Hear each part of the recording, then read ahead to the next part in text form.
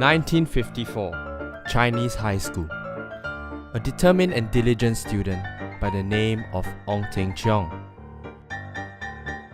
It was a difficult time to be a student in an era of uncertainty and political upheavals.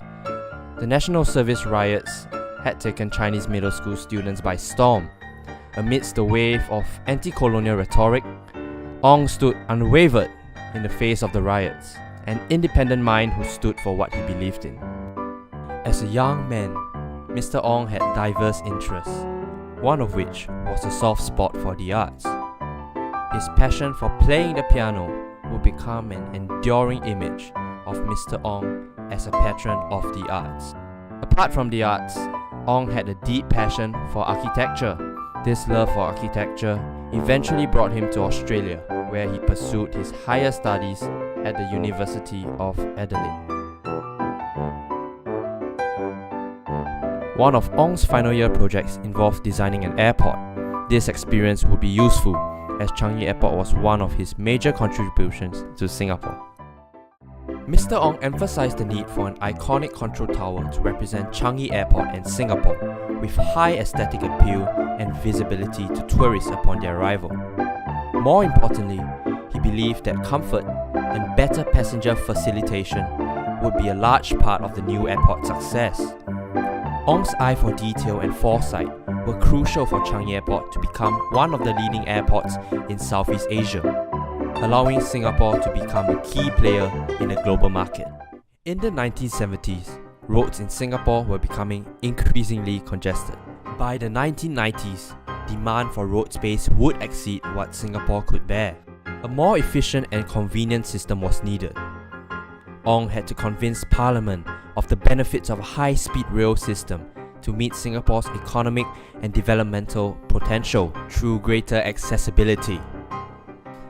Ong went on many trips around the world to study how different railway models could be adapted for Singapore's mass rapid transit, the MRT. Armed with new knowledge, he convinced various social groups, such as the general public, businessmen.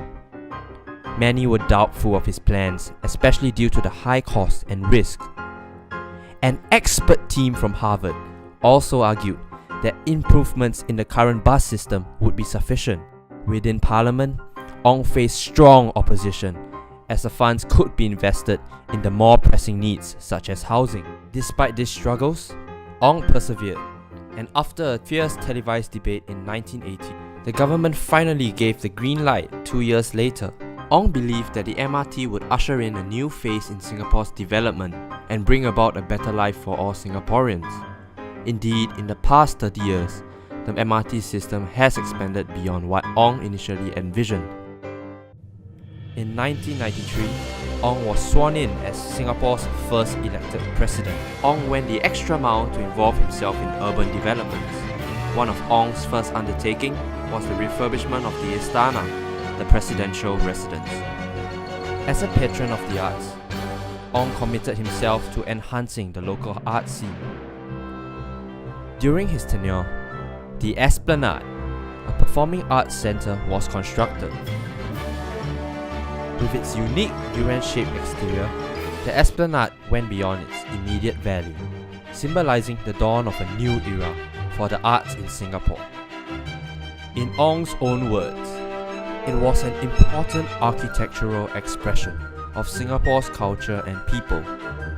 Ong Teng Cheong, a true urban hero, a man of great foresight, and a source of inspiration for future generations.